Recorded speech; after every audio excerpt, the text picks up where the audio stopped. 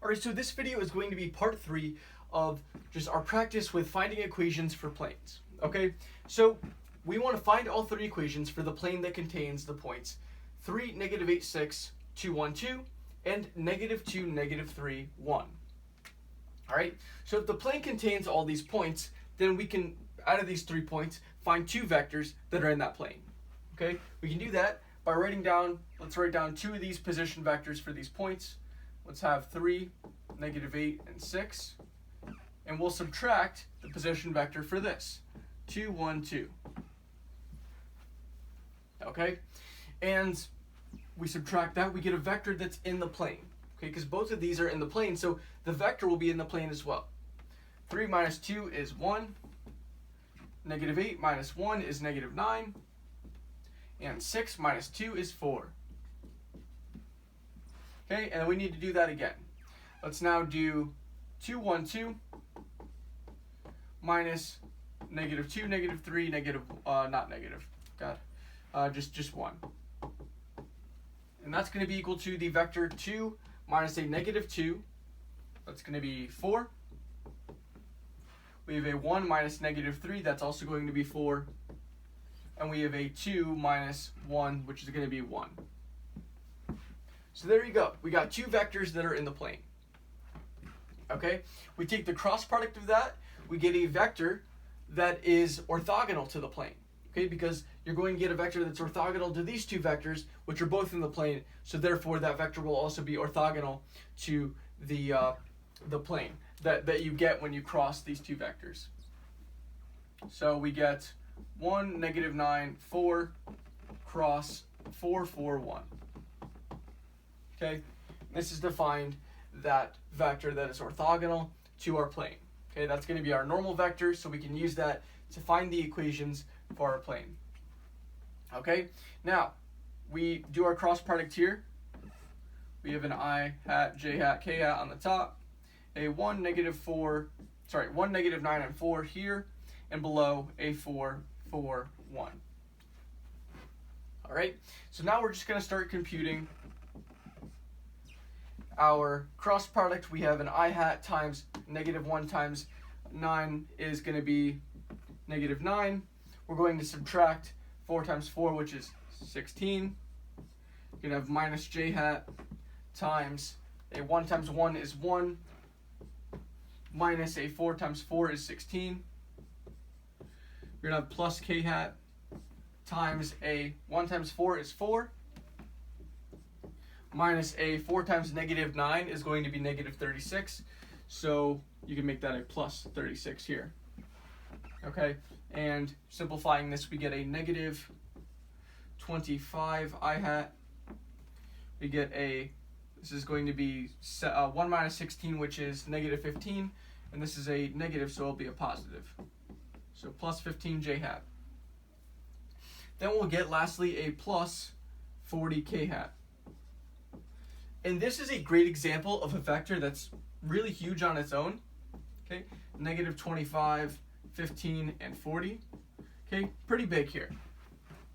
But this is going to point in the same direction as a vector if we took out a 5. If we took out a 5, we get negative 5, 3, 8.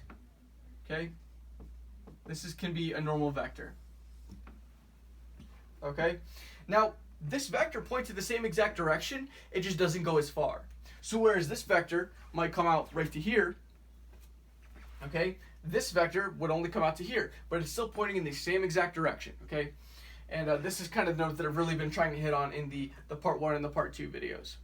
Okay, so now our normal vector can be used in our equations. Okay, because in our equations we need a point and a vector that is normal to the plane. Okay, so our first equation, our vector equation, the normal vector dot r minus r naught is equal to 0. Our normal vector, that's negative 5, comma 3, comma 8, and we're going to dot that with r minus, let's just give 1 point on the plane. Let's do 2, 1, 2. And that's going to be equal to 0. Right there, that's our vector equation.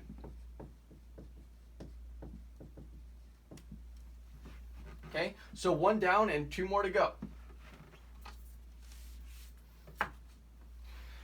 Next, we just compute this dot product to get our scalar equation. So we can have a -5, 3, 8 dot.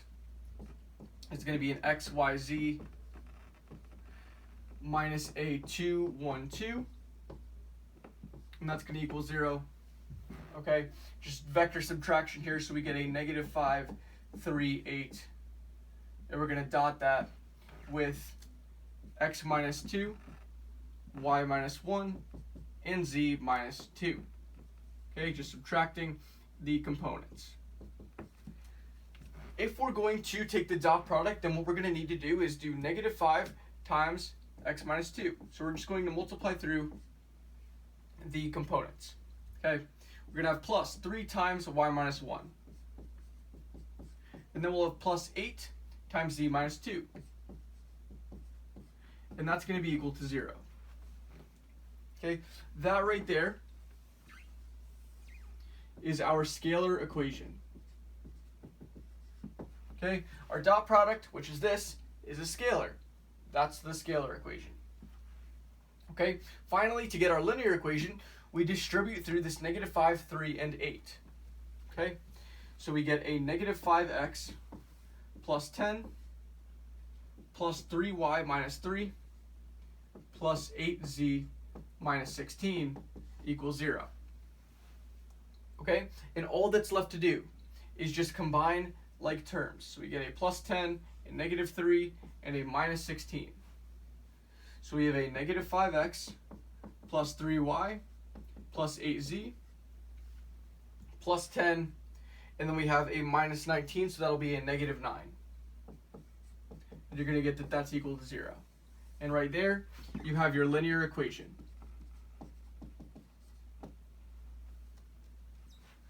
All right, so there you have it. There's your 3 equations for this plane. Okay, just starting out with that vector equation, we needed to find that vector that was normal to the plane. We did that. Then we computed our dot product. We found our scalar equation, and we distributed to find our linear equation. Okay, so that's all you got to do when you're asked to find all 3 equations for a plane. All right, so that's going to do it for this video.